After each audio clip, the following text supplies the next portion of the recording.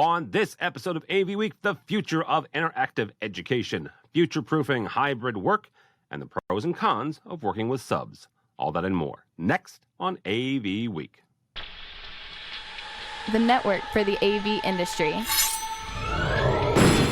What are you listening to? This is AV. This is AVNation. This is AVNation. This is AV Week, episode 512, recorded Friday, June 11th, 2021. AV is IT. Support for AVNation is brought to you by Sure, sound extraordinary. And by Middle Atlantic, what great systems are built on. And by Just Add Power, the global leader in video over IP solutions with systems that give you easy installation, unmatched scalability, and outstanding performance. This is AV Week, your weekly wrap-up of audio-visual news and information. My name is Tim Albright. I am your host. With us to discuss the news and information we have gathered this week, she's still in an RV. Her name is Corey Schaefer, and she is with QSC. How are you, ma'am? I am well. I'm happy to be in an RV, seeing a little bit outside my home office. The last time we talked with Corey about 6 weeks ago, she was up in Montana. Now she is in the lower part of the lower 48s. Yep. So seeing all sorts of, you should do all 50 states. I'm not sure you could do that, though, in an RV. So that's a whole other thing. Mm-hmm. With us also is Mr. Brock McGinnis from Nationwide. Welcome, sir. Afternoon, Tim. Always a pleasure, honor to be here.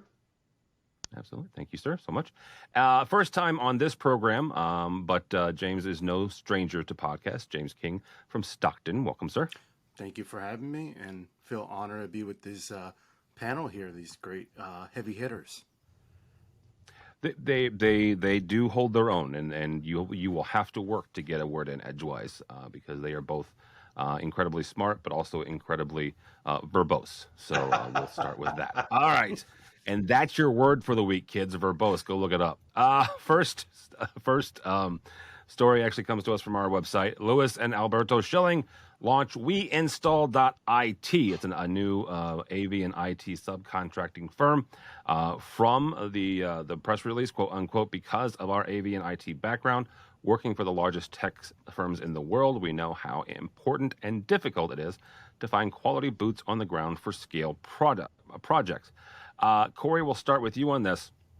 When it comes to working with subcontractors and whether that is as manufacturers and you're helping your clients, which is the dealers and the installers, getting their projects rolling up, what is your experience and how do you help your clients be successful when they do have to scale up using subcontractor labor or using a company like WeInstall or the numerous other ones that are out in the marketplace? Well, our goal is to, kind of pair individuals with companies and make sure the individual that is the sub knows that where to go for help and assistance, and just make sure that all goes well there. So, we try to have dialogue up front. We try to give them access to resources so that they're knowledgeable and trained, and then access to, who would be the right contact so that they're not, just calling some random 800 number. And, I loved that story. I felt like it was pretty, I loved their logo and I loved the concept of it. And I was reminded of AV Hero as well, which was another one that started, during the pandemic, when companies can do this, they get, the pros are lots of flexibility. They're not full-time employees. If, you tend to get some expertise as well, and they're, just not on your payroll. So I felt it was brilliant if it's, if it's handled well. At QSC, we're pretty particular about who installs, quote, QSys, and we want to make sure that they're really knowledgeable, and that it's not such a heavy resource lift on QSC, but there are definitely, pros and cons. And my thing would be just to make sure that there's a connection. They know where to access resources to become knowledgeable, and that they feel that they have someone to reach out to for a lifeline if they need it. Brock, Corey mentioned the fact that some of the pros and cons. What are you've done your fair share of larger projects that you guys have had to scale, both expanding and contracting. What are some of the pros and cons of working with subs? Well, the con is you don't make enough money. So you're giving half your profit on your labor or more away to somebody else. The pro is you can do 10 times as many projects at the same time. So half of 10 times, that's a +5. That's really good. And the two keys are finding the right subs that will do things as well and represent you in front of your customers as well as your own staff, and learning how to manage them properly. The communication handoff, from engineering to project management to the people in the field is key in any AV installation process, and it is hypercritical with a subcontractor because they don't have your storehouse of kind of in-house knowledge. We always do it this way, or always make those kind of decisions, or we communicate in this manner. And so I know that in the past when we started subcontracting, it was a learning curve for us to be able to manage those resources as well as we managed our in-house field teams. I think a really good point, Brock, is about management. And then it's also because they represent your company and your brand, subbed or not, they represent you. And, it's just really important that expectations get laid out ahead of time and that things are managed well. Corey, you mentioned the fact that they represent you. I have a dear friend who is working as a sub for another company that I know this week. And part of the things that he wanted to do is he asked for, the proper polo, right? He asked for it's not swag at this point, but, the shirt, that matches everyone else, to make sure that you do have kind of that same, that same base going forward. James, at this point, you are the tech manager. You're the guy that Brock is doing the work for, not specifically, but, in this case. What is it? What are some of the pros and cons from your perspective of an integrator, a dealer, bringing in subs to get jobs done and make sure that they're on time before you hit the fall, in this case, for college? So the first thing I would like to note is if you notice the logo and the name, AV is not mentioned at all. And that goes back to the whole AV is IT argument there. But really to go to your question is, as a tech manager, especially in higher education, I understand the process with subs and the beneficial to them, but now they're twice to third remove from our true end users, and a lot of that the needs of the end users would get missed. Even as a tech manager now, when I'm dealing directly with a contractor, they don't always understand the needs of our end users. And there was a project where I sent them my code and they came back and go, well, why are you doing this? This doesn't make sense. I had to explain to them, this is what our users want. Not that it makes sense in the corporate world, it makes sense in our environment. This is what they look for. This is what they want. If I have to go through multiple layers to get that across, it's almost like playing the game of phone call and, it's going to get lost. So maybe it's like, how do you deploy a sub, right? Because there's lots of work they could do that's not code and kind of the final thing. And I would assume in the university side, you also have this time frame of how jobs have to get done. And the advantage that a sub can give anyone on a project is scalability, in a short time frame, and then not needing to keep them on staff. Yeah, that's definitely the benefit I was talking about with having sub. It's extra hands, extra bodies to make sure the projects get done. But then it also goes to, especially in higher ed, is consistency, not just with the code, but consistency in the rooms. All our rooms have the exact same interface. The buttons are in the exact same location. So if a faculty member walks into classroom B or classroom Z, they're identical. They don't have to relearn the system. Like I said, I think subs can be beneficial. It's just like Brock was getting to, that whole management side of it. And then as a tech manager, it's additional layers we have to go to in making sure our end users are getting the product they need. There's such a risk, and I think there are a number of pretty good companies in our industry who for a time had really bad reputations in the field because they were mostly reliant on subcontractors. And those subcontractors were in turn, because they were busy, subcontracting to others. And so somebody shows up at Stockton University and they are 2 or 3 times removed from, from someone who gives a damn. And that is so critical. And everybody's trying to make money along the way. And if a subcontractor gives you a fixed price for a project, it is in their best interest to get in and out of that job as quickly as possible because that's how they make more money. And I think that's where the negative around subcontractors, that whole stigma first evolved. And Corey, you're certainly aware of that, of what that happened. And maybe it was more 5 or 10 years ago. But if you were relying on subs, you were looked at almost as a second-class integrator. Now, I think that there are so many really, really good subcontract labor organizations that have the certifications and have the insurance and have the training and have taught their customers like us how to, to get the most out of them. And they become like good employees in the field, just really expensive employees. All right. On that note, well, commercial integrators are our next story, taking a look at how to future-proof, quote unquote, the hybrid work model. Zach Como from Commercial Integrator interviewed David Danto and talks about the move to the hybrid work and the move to remote work. Nothing, but Mr. Danto has been well known about his opinion on when it comes to remote work. He's been doing so for 20 years.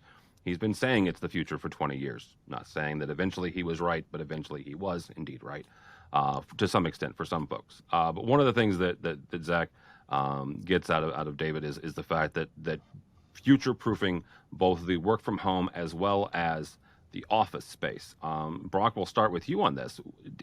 Does this make sense? We're talking about, quote unquote, future-proofing, which I've gotten to the point where I really dislike that word in general. If one thing that 2020 taught us is the fact that we don't know anything coming down the pipeline, we know nothing of the future. Is it possible then to put infrastructure in place? Is it possible to put technology in place that would safeguard against XYZ, right? Against what's coming down in the future? Or are we just kind of, shooting in the dark here?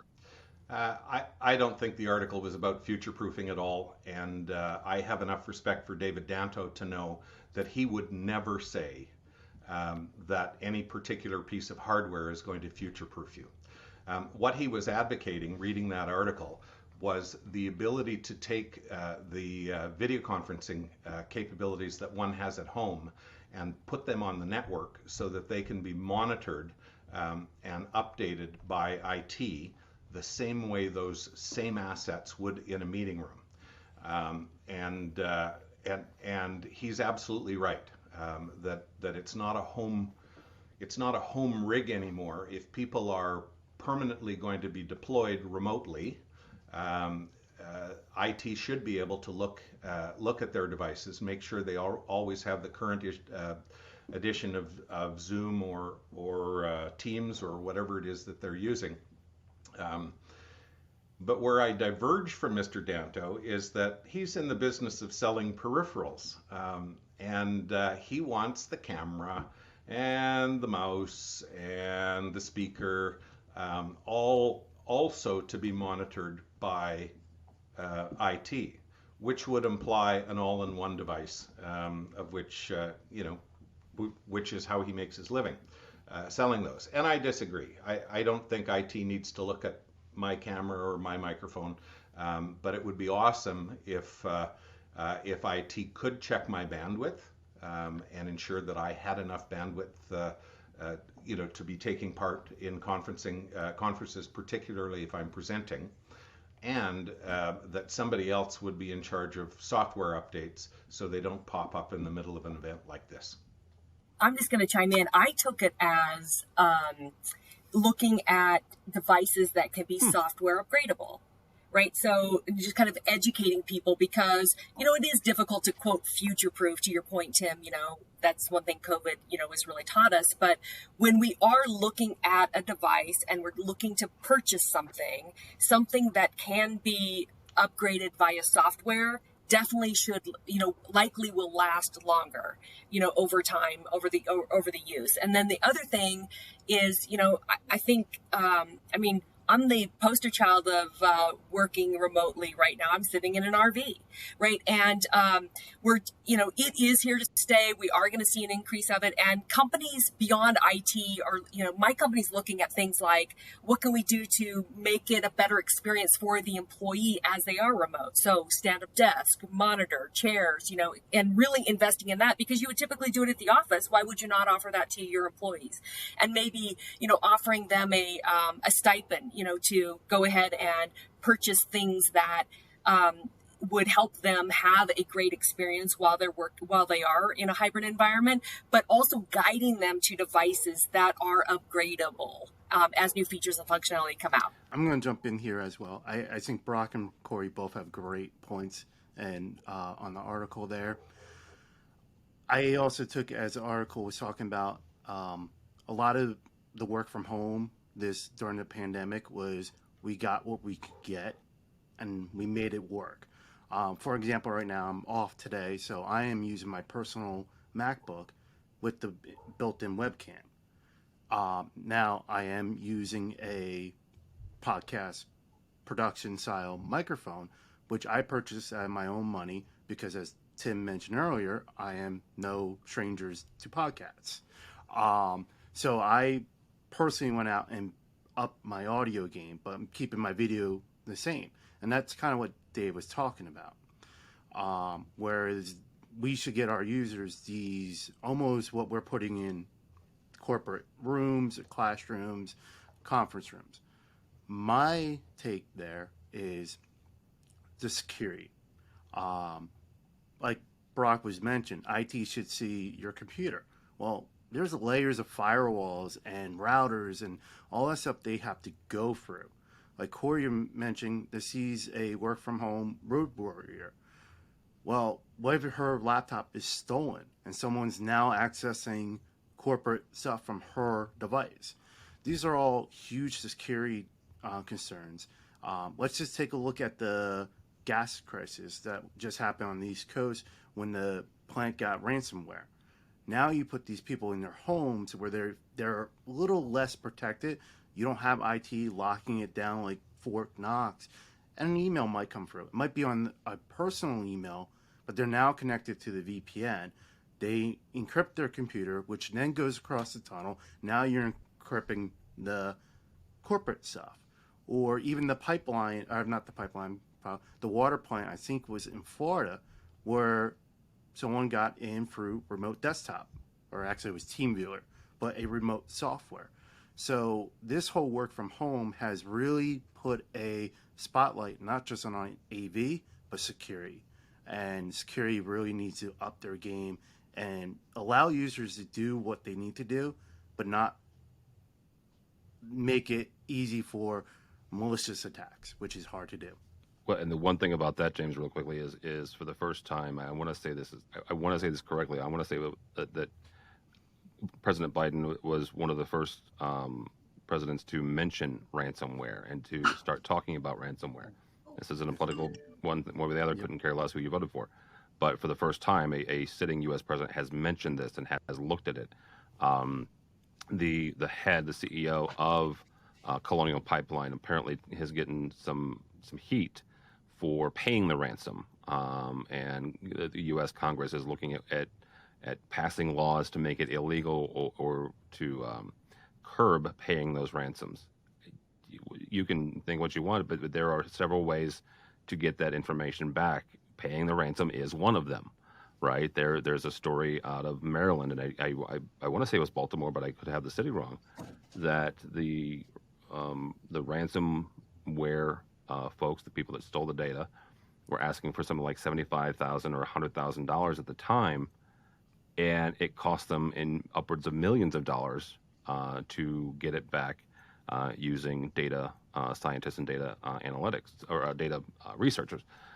So yeah, sometimes it is easier to pay the ransom, but what's even easier is keeping your systems up to date and secure, right? Yeah. I've said this 1,000 times. I'll say it 1,000 times more. Teresa Payton is one of my favorite security people in the world, and she has said it's not a question of if, it's when the attacks will happen on you and your network. I don't care who you are, right? It will happen at some point in time. You just got to make sure that you're staying diligent. So, just real quick, it's funny. Yes, they paid them ransom, but they actually recover quicker from their backup than they did to decrypt the encryption. So even though they paid the ransom, it was useless to them, really.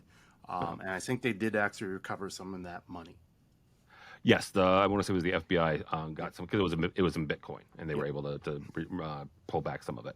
But that's actually another good point. A buddy of mine, Michael Drainer, who's in the IT sector now, swears by offsite backups. Right, that if you back up several times a day and you back up offsite and you've got 3 or 4 different versions of it, that's another good safeguard against ransomware. All right, last story comes from our friends over at AV Network and SCN. Keene University has launched a data visualization studio. Keene University there in James's neck of the woods over in New Jersey has released this incredible immersive system. According to the folks that are at Keene University, quote unquote, they designed the Keene studio to be a blank canvas, a very versatile space capable of displaying presentations, being immersive and acting as an event space and event center. And then just recently here in April, they had an online streaming event where they were able to layer 8 layers of visualizations from several different multiple sources. James, we're going to start with you, not for nothing, but you are the higher ed person here. What is the future of immersive or collaborative spaces like this, or like some of these, multiple location where it's all kind of both online and in person? So a room like this, I would say, it definitely gives the wow factor and bring people in. I look at it more of 5 to 10 years down the road of content development. If the content is not being refreshed and being worked on, now you have a glorified display. I definitely think these environments are great. Now in Keene University, I don't know much about them. But I think they might have more of that rotating door where they have events and the people who can do the content for it, unlike some of these smaller schools that more are focused on the education to the students, and that's their bread and butter. Like Penn State, I know they have the VR, but they also have a lot of sports and stuff. So they have these funds to play with these kind of things. But my thing is the content. If it's not being developed and if it's not easy for the faculty members, then all they're really doing is throwing PowerPoint up there. I mean, they said this is 22,262 by 1,600. What faculty member is actually developing their content in that resolution or that format? So you're now requiring the faculty member to find someone who can make their content into that format. So that, to me, way I look at it, because I'm a big component focused on the students first. That's one of the things at Stockton we always say is student first. So I like to focus on the education side. I definitely think these have beneficial if you have the resources to devote to content. I looked at it kind of as more on the educational side. I didn't really think about it just from the tech side because it was, really presented as collaboration and interactive.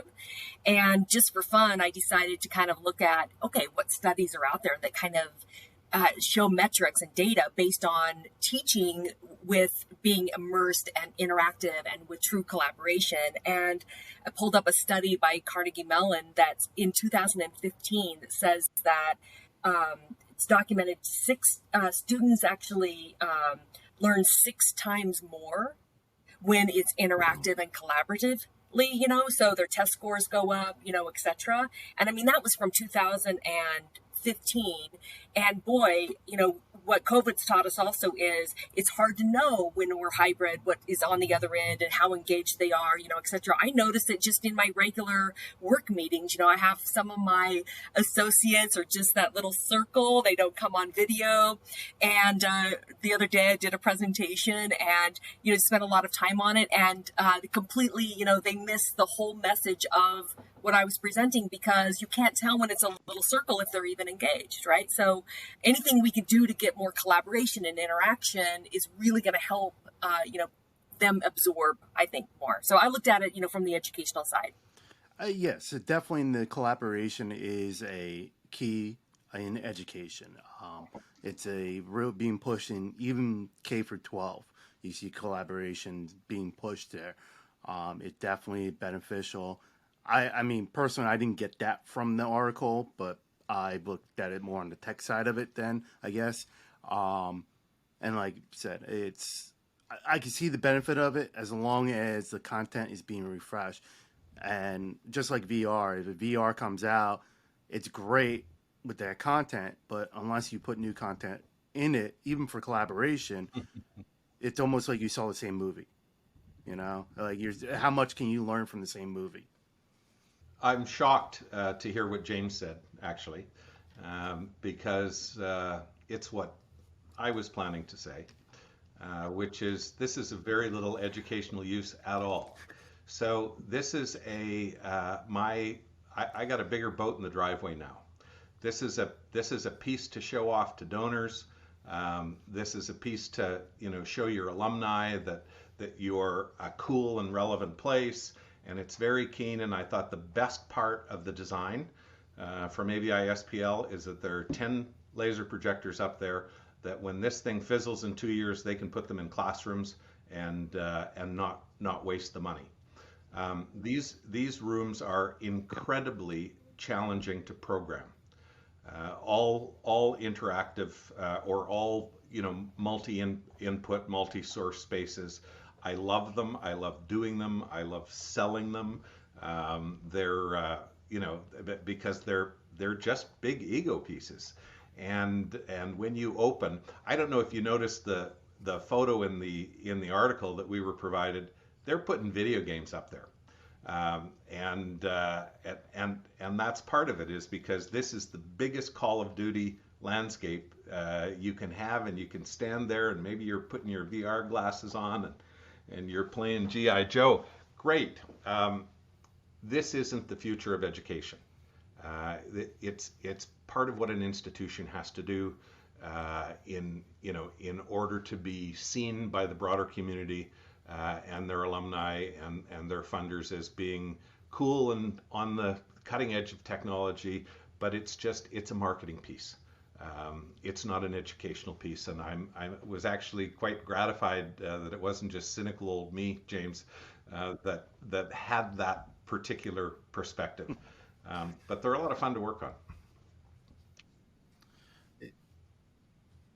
Yeah, they look fun, and one thing I always do, I look at making whatever we do at Stockton the benefit the students and the faculty, but without spending a lot of money.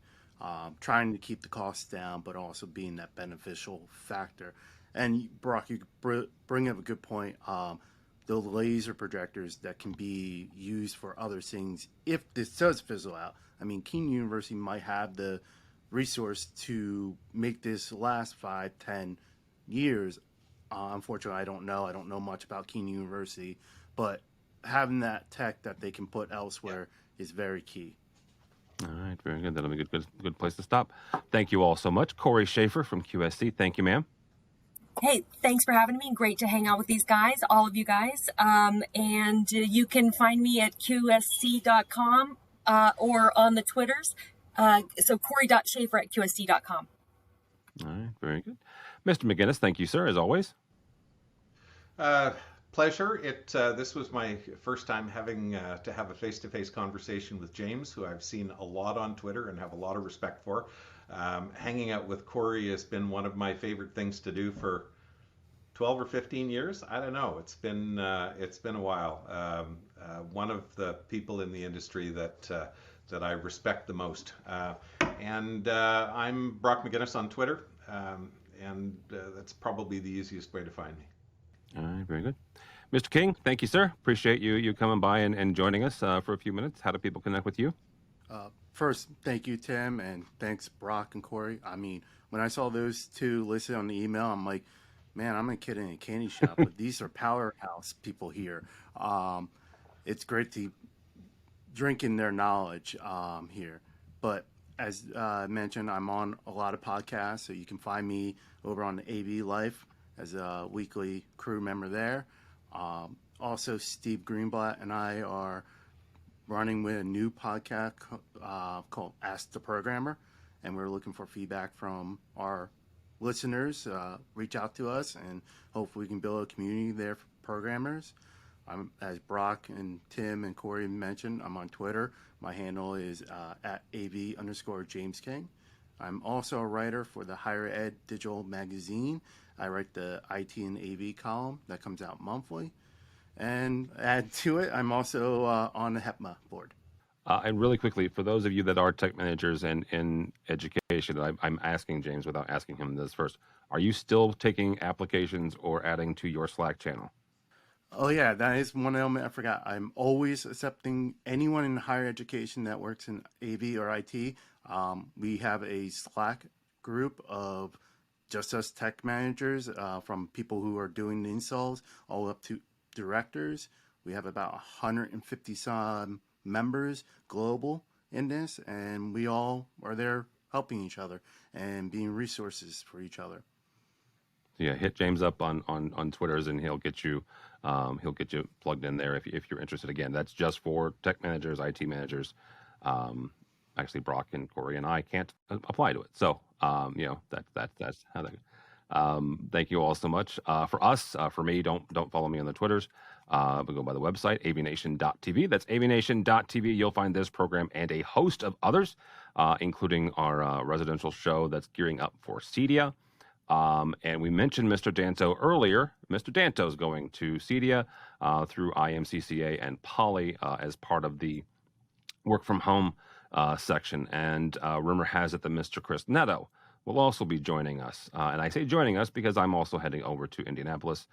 So we are gearing up our CEDIA coverage quickly and rapidly. But there we'll be doing a party there the first night of CEDIA, so you can register for that.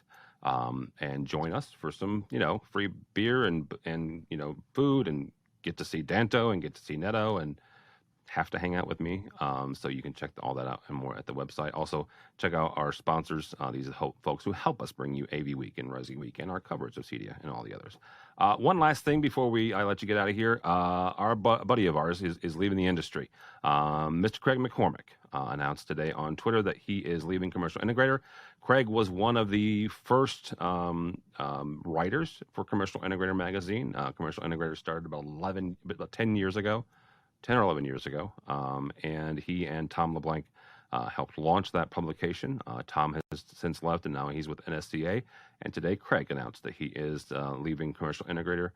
He's going to write for another industry altogether, but he has been a very good friend in the last 10 years, and he's not going to stop that. He's just not going to be hanging out with us at Infocom anymore. So we want to wish Mr. McCormick a very, very successful career wherever it is he lands. Personally, I hope that the Boston Red Sox never beat the Cardinals again in the World Series. But other than that, I wish Craig all the luck in the entire world. Or the Bruins beat the Blues, which didn't happen 2 years ago. The Blues beat the Bruins. I just want to point that out, too. So, all right, that's all we got. Thank you all so much for listening. Thank you all so much for watching. We appreciate it. That is all the time we have for AV Week.